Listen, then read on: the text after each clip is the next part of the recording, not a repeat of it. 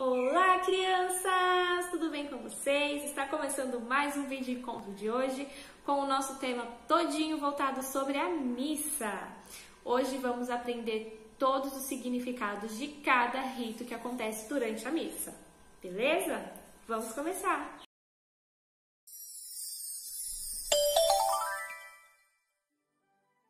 Bom, gente, como eu falei para vocês, vamos aprender o significado de todos os ritos que acontecem durante a missa. Esse é um dos encontros que eu fiquei pensativas, porque era um encontro que eu queria dar para vocês dentro da igreja, né? Lá, gente, presencialmente. Um encontro que eu queria dar dentro da igreja para vocês, mostrando pessoalmente todos os objetos litúrgicos, fazendo todas as encenações para vocês entenderem cada rito, porque tem que ficar de pé, porque tem hora que tem que ficar sentado, porque tem hora que a gente ajoelha, porque tem que se reverenciar, porque o padre levanta uma taça de ouro, porque não sei o que, nananana. Então, era um dos encontros que eu queria dar pessoalmente para vocês, que eu tô um pouco triste de não poder dar pessoalmente, ter que dar por vídeo, mas com fé em Deus esse encontro vai dar certo, tá? Eu vou conseguir transmitir tudo que eu quero transmitir para vocês aqui pela tela do celular, tá bom? Vamos começar? Isso. E aí eu quero que vocês comecem a lembrar aí, puxar na memória de vocês, feche os olhos, se for melhor assim. Como que era esse momento assim da gente estar dentro da igreja, a gente chegando, o pessoal recebendo a gente na porta. Como que era assim, você ficava sentado prestando atenção no que o padre falava, ou então você ficava sentado conversando com o amiguinho, puxando assunto com seu irmãozinho, com a sua mãe, com seu pai. Vamos lembrar aí como que a gente fazia, né, porque a gente podia ir para a missa tranquilo, né? Embora as nossas missas presenciais já tenham voltado, né, mas ainda voltou com restrições. Então vocês, da nossa turma, né, dessa idade, não podem ir ainda à missa. Vocês costumavam ir à missa sozinhos ou vocês iam acompanhados, né? Quero saber. Deixa aqui nos comentários ou me responde lá no WhatsApp, galera. Como que vocês faziam? Vocês iam sozinhos? Vocês iam com os pais de vocês? Ou então os pais de vocês não podiam ir, vocês iam com os avós? Com algum vizinho ou com algum amigo? Como que vocês faziam, né, essa logística para ir até a missa? Eu costumo ir sozinha para a missa, né, para a igreja. Aqui na minha casa, só quem frequenta a igreja católica mesmo sou eu e minha irmã mais nova. De vez em quando ela ia comigo, né? Mas às vezes, a maioria das vezes eu ia sozinha, porque ela sempre acorda em cima da hora, eu acabo não esperando ela, vou na frente, tudo mais. Às vezes eu me encontrava com a Ingrid, né? Minha amiga e catequista aqui também da nossa comunidade.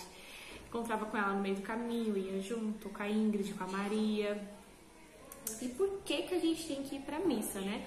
Sendo que a gente tem acesso à Bíblia na nossa casa, a gente consegue ler a palavra de Deus da nossa casa, ou então a gente consegue assistir a missa do padre Marcelo Rossi pela televisão, a gente não precisa sair da nossa casa para assistir, né? Mas por que a gente tem que ir para a igreja? Por que a gente precisa de uma estrutura, né, de igreja com o padre falando pra gente ir à missa, né? Por quê? Por que a gente não pode praticar a nossa fé dentro de casa, né? Sem precisar ir à missa. Bom, e por que os católicos são convidados a ir à missa todos os domingos? Bom, lembra na criação do mundo, que Deus criou o mundo em 6 dias e no 7º ele descansou? E aí um pouquinho mais pra frente na Bíblia, sobre os mandamentos, que tem um mandamento que é guardar domingos e festas para Deus, né? Guardar um dia para Deus.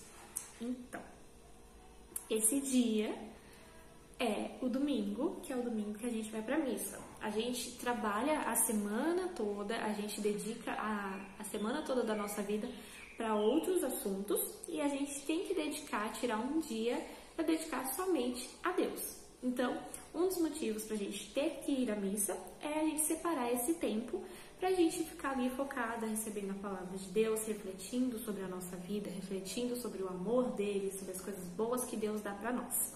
Então, esse é um dos motivos. O outro motivo é que Deus é tão bom, tão top, maravilhoso, que ele entregou seu filho para nós como alimento, né? Seu filho Jesus Cristo. Jesus não morreu por nós para nos salvar? Um dia antes dele morrer, ele não fez uma ceia com os apóstolos e aí ele entregou seu corpo e seu sangue como alimento? Então, esse gesto de Jesus hoje é representado durante as missas no momento da Eucaristia.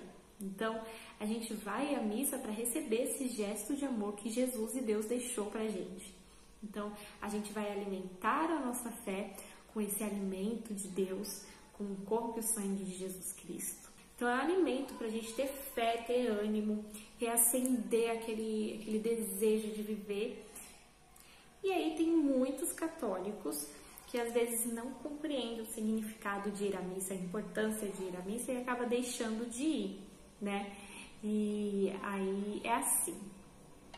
O nosso corpo, fisicamente, cientificamente falando, o nosso corpo precisa de comida, de água para sobreviver. Se a gente ficar, muito tempo sem comer, sem beber água, a gente morre, né? A gente começa a dar uma pane aqui no nosso corpo e a gente morre. A mesma coisa acontece com a nossa fé. O alimento da nossa fé é a Eucaristia, né? É aquele momento da consagração, onde o pão se transforma no corpo de Cristo, o vinho se transforma no sangue de Cristo. É ali que a gente vai tirar forças para continuar alimentando a nossa fé, entendeu? Então, se a gente não ir à missa, se a gente deixar de participar da missa, de viver esse sacramento da Eucaristia, como que vai ficar a nossa fé? A gente vai conseguir alimentar ela só lendo a palavra de Deus? Quando a gente estiver lendo a palavra de Deus e uma palavra nos trazer dúvidas sobre se Deus realmente nos ama ou não, como que a gente vai conseguir alimentar essa fé e ter certeza de que Ele nos ama, né? Então é só vivendo o momento da Eucaristia durante a missa. Não tem como você fazer um momento de Eucaristia na sua casa, sozinho, né? Então a gente tem que receber esse amor de Deus indo à missa.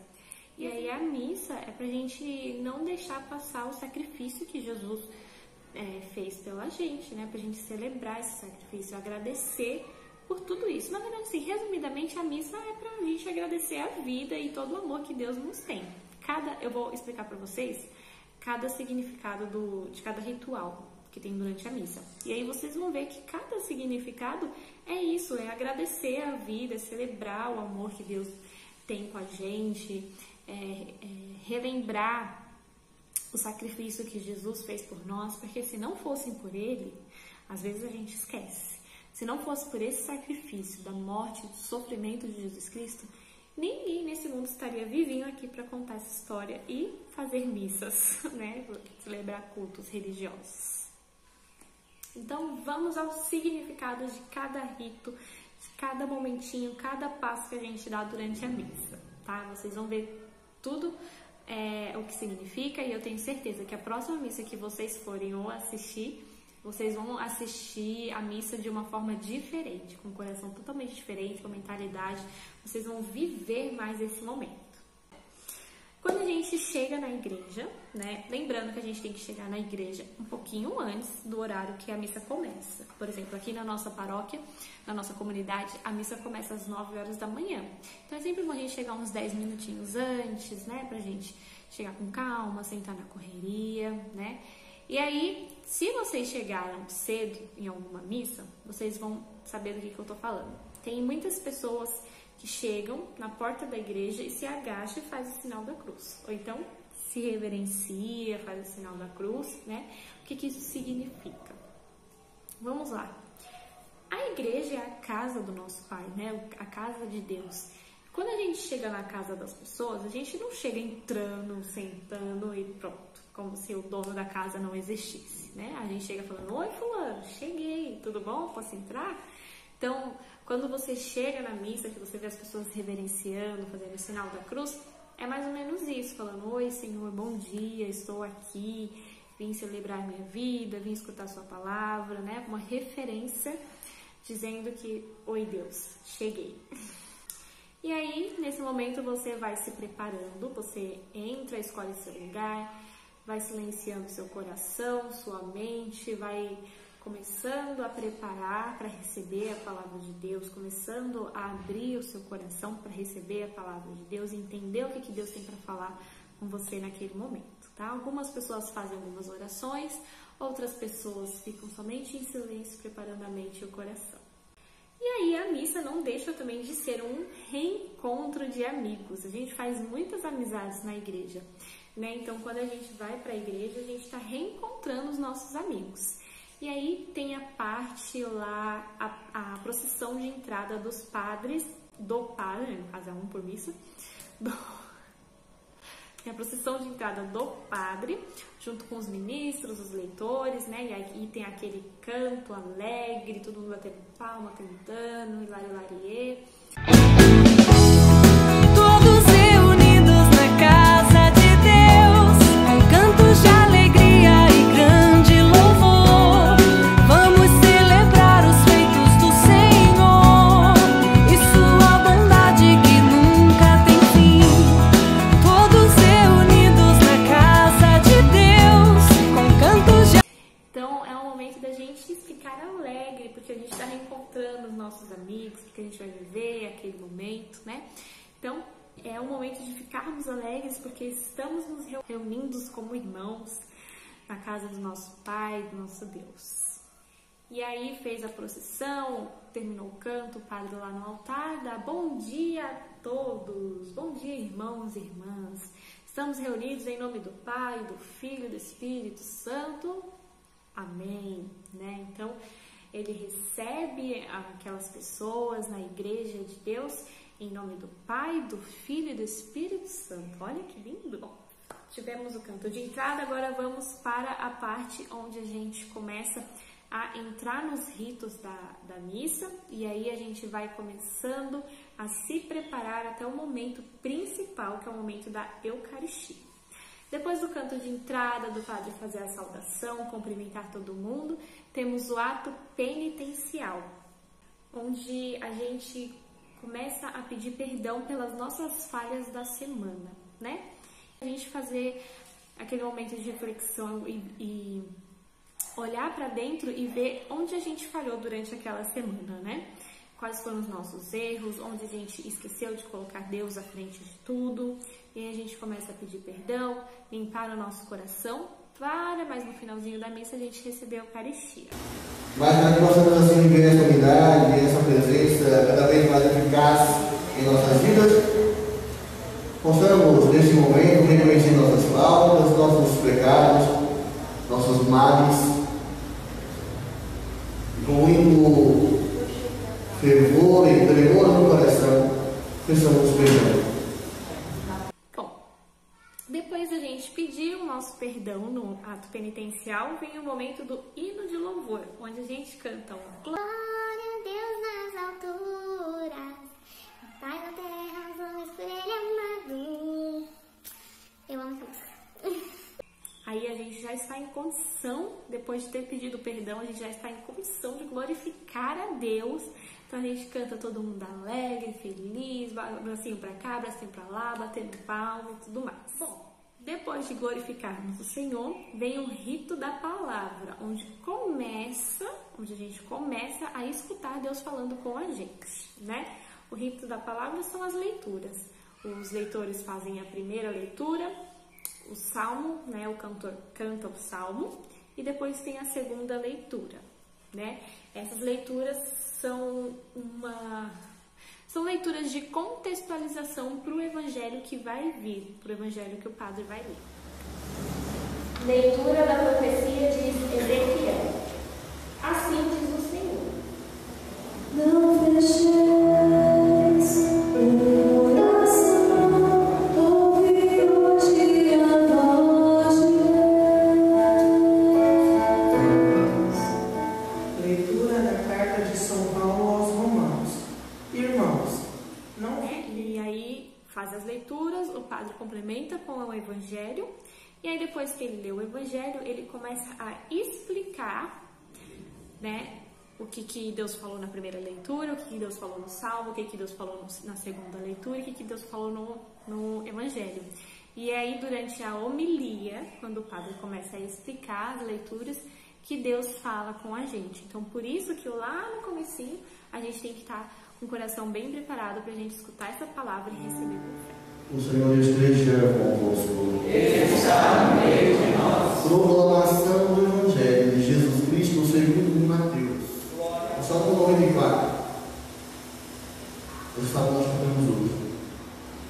Não fecheis o vosso coração, mas ouvi hoje a voz de Deus.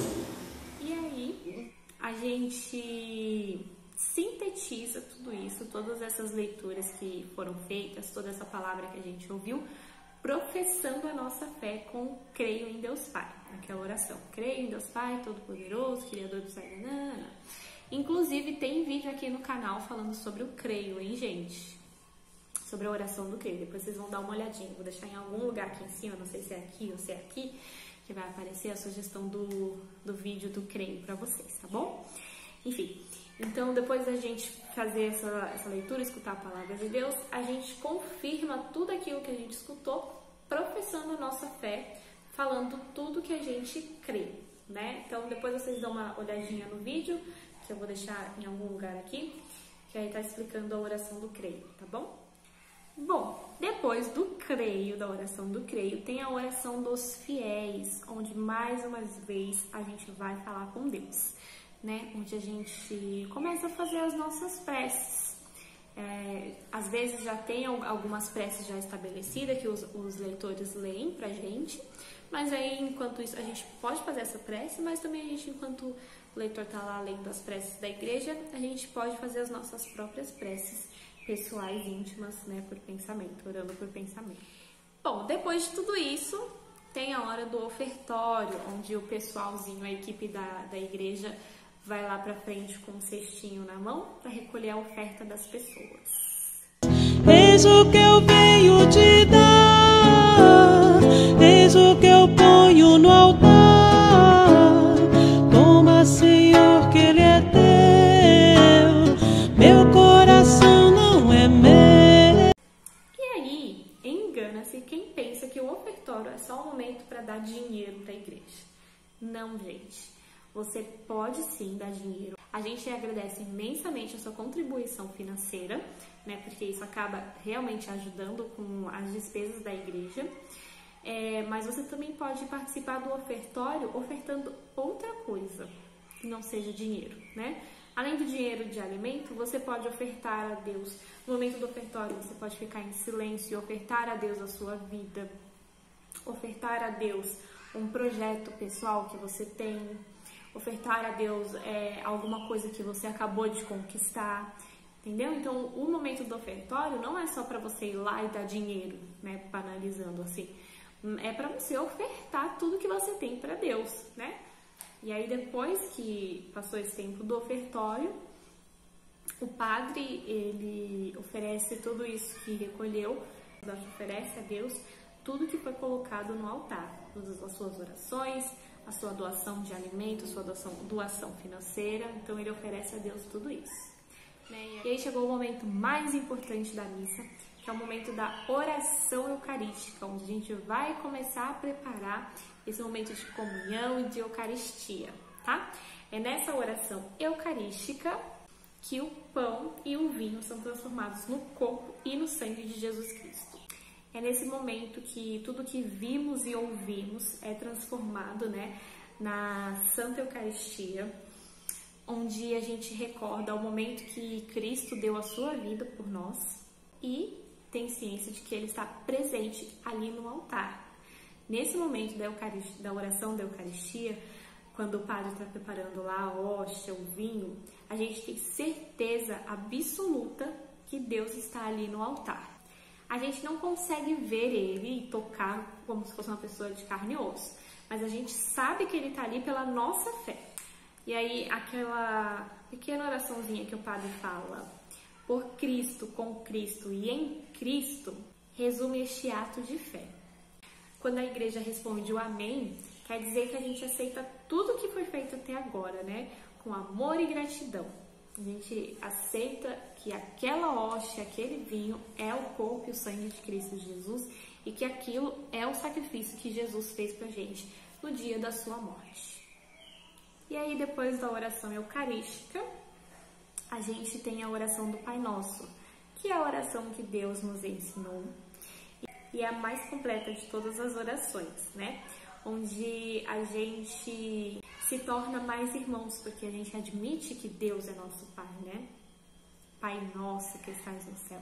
Então, onde a gente se torna irmãos, a gente se une mais, a gente faz a oração que Jesus Cristo nos ensinou. E aí, temos a oração da paz.